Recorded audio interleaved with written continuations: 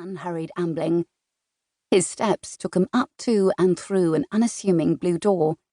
The entryway beyond looked bang up to any number of plain, respectable spaces throughout London, an improvement over a poor piece, but falling short of the splash of aristocratic homes. The butler sat on the cushioned bench near the door, his eyes closed and chin pressed against his chest, back bowed, shoulders rising and falling with each heavy, buzzing breath. Fletcher pulled his penny from its place in his waistcoat pocket as he stepped to the dark wood table across from the slumbering man. 15 other pennies sat on the tabletop. He set the coin on its edge and, with an expert twist of his fingers, set it spinning.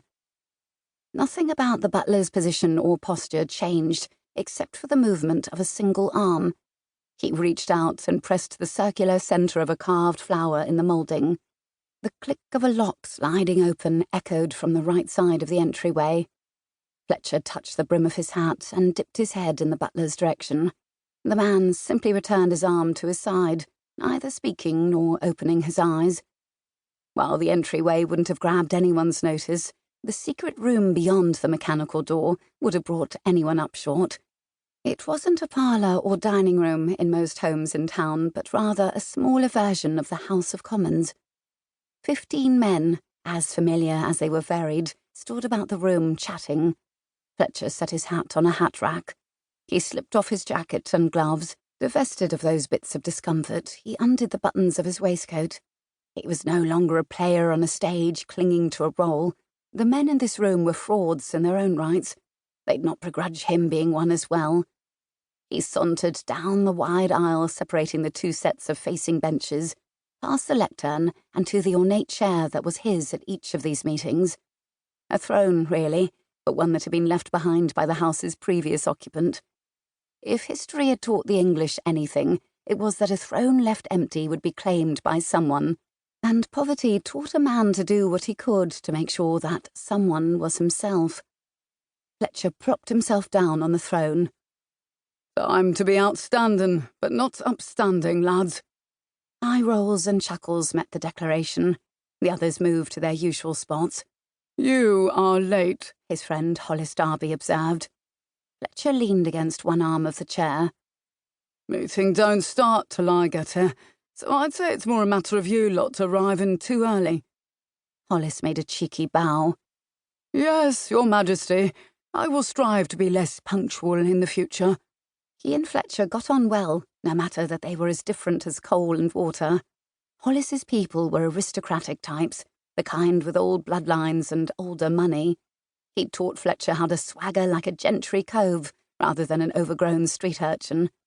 Fletcher looked over the men, not all of whom were sitting yet. "Order, mates," he called out. "Order." They took their seats, a proper roughs and toughs version of Parliament. "With me, then, men." In near unison, they offered the oath that opened each meeting. "For the poor and infirm, the hopeless and voiceless, we do not relent, we do not forget. We are the Dread Penny Society." Fletcher sat with either elbow on the chair arms, his fingers entwined. "Penny for your thoughts, gentlemen." Hollis Darby rose from his place on the middle of the long bench to Fletcher's left.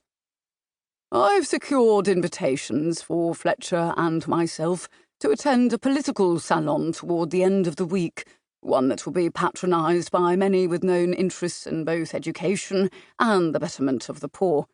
We can covertly ascertain who among them might be open to the idea of contributing to Mr. Hogg's ragged school." Nods of approval from the other men matched Fletcher's. "Has anyone had any luck sniffing out the bally cod who's undermining Hogg's work?" Fletcher didn't bother hiding his contempt. Mr. Hogg's school was the only one open to the lowest dregs of London street children. Some blackguard was trying to shut him down. No one seemed to know. Leastwise, not yet. Fletcher had no doubt they would eventually. One benefit to writing the sensationalised penny dreadfuls, there were few villainous plots, outlandish or otherwise, that they couldn't dream up and sort out. "We'll see his school made right tight," Fletcher said.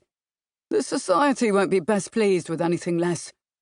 The air filled with echoing declarations of "Hear, hear," and "Right-o," and a few other phrases exclaimed in language.